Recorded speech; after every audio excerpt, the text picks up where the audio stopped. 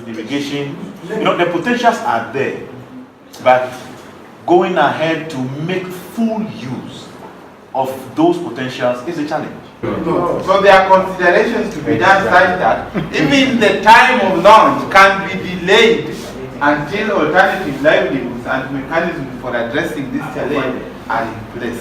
Or even considering the fact that stakeholders have interests which keep changing based on the adaptive capacity and the strength of governance. But that can also be made worse by the other factors such as demography, increasing population, urbanization. There are so many things in demography, economy, so many things that we mentioned in the scenario.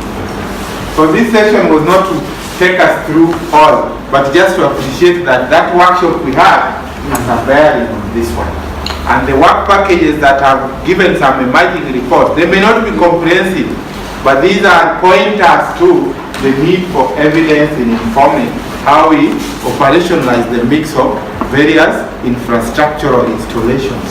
Trade-off analysis is useful in integrated water resources management, which is also what we may refer to as adaptive capacity of water resources management. Whatever management practice we put in place, it impacts one stakeholder or the other. And until we agree and have a common vision and a common direction that we want to proceed, we will not get the management structures sustained, and we will not achieve the purpose that we are supposed to achieve in terms of climate change adaptation and IWRF. Now, we cannot also have a common vision when we don't know what the interests of each other may be. So in looking at the stakeholder interests and agreeing on common grounds, giving up what we should give up to gain what we must gain collectively, it helps in responsible natural resources management. And I think that the trade-offs analysis helps in this aspect.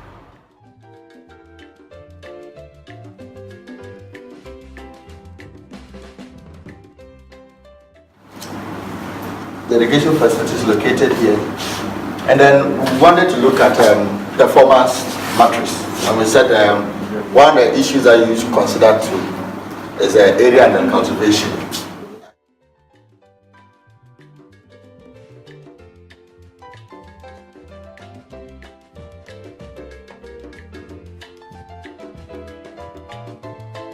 Right, the Volta basin itself is a complex ecosystem with a number of interrelated variables, and same with trying to enhance the adaptive capacity within of water resources within the basin, because there are a number of climate conditions, a number of human factors, a number of political, cultural issues that needs to be brought on board. So the trade-off analysis is a very useful tool to help capture all these various scenarios, interplays, and then look at the various if-what scenarios to come up with what would be acceptable to many stakeholders and could be considered as the optimum solution. The beauty of it is, with time, you could still, if things are not going as planned, you could review it, you could change a few things, look at what the implications may be. So it is not a fixed thing, it's iterative and can be adjusted from time to time. But the important thing is it helps make better decisions with regards to water management within the basin, bearing in mind that there are a lot of interested parties, a lot of users, etc. within the basin that needs to be taken into consideration, as well as the political capital and social issues that all come into play. Make sure you make a drawing that fills that card with the assignment you have been given. Okay? Now, here is where the trick is. Think on your own which animal you are drawing. Not talking to the neighbor, not talking to the group member. Just think of an animal and draw its head and draw its tail.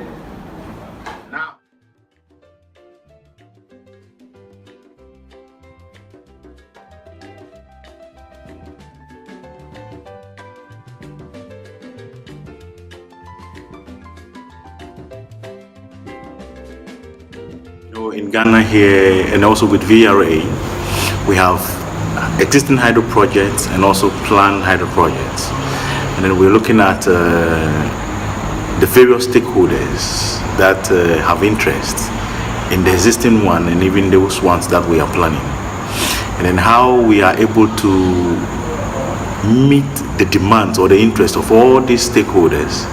It's very, very important for the implementation of some of the plans that we, existing plans, and also the new ones that we are proposing to put in place.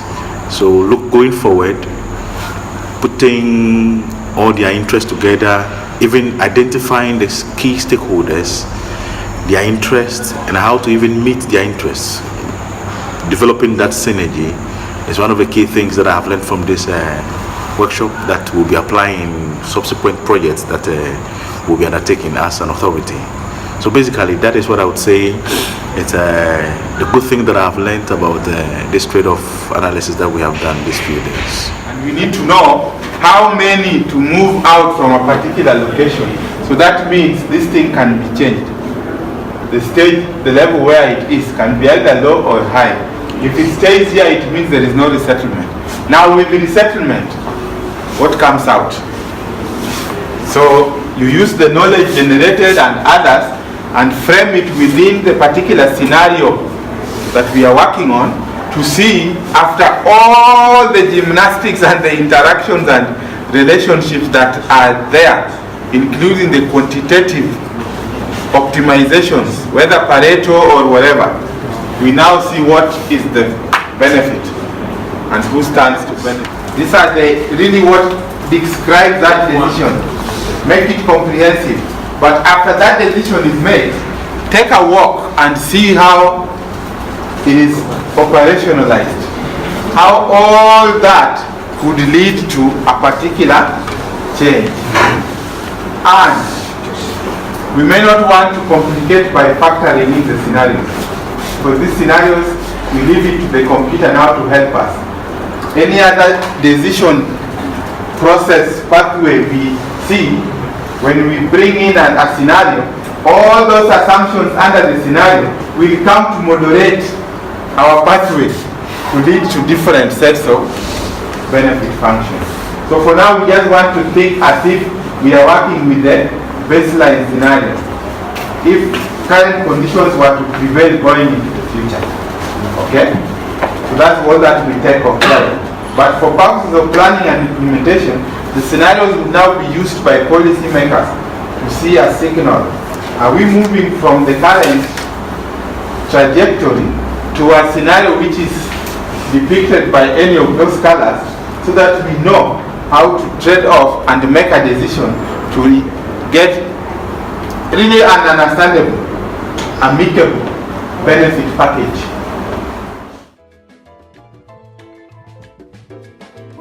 It's clear. When there is no doubt, obviously the status quo remains. There will be flat recession in agriculture.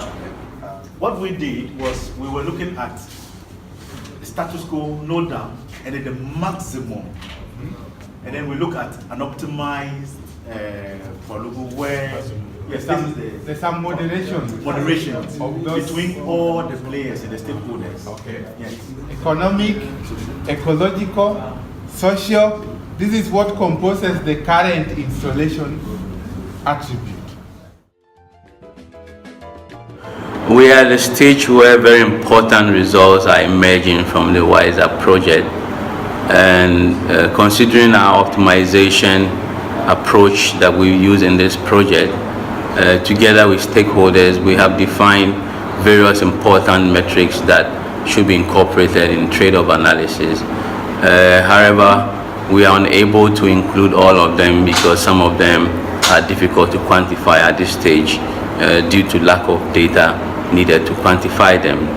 However, through social learning processes that we are engaged with the support of experts from ACCESS, we are able to bring these other concerns on board and allow stakeholders to explore together to understand how these additional metrics have impact on the levels of benefit that can be derived from the quantified metrics that we have at the moment. And we find this to be a very important process, as it brings all stakeholders together to engage actively, and the resulting output then becomes owned by all of them, which helps make implementation easier than it would have been. And we hope that this will go a long way to address some of the challenges we have in the basin. Thank you.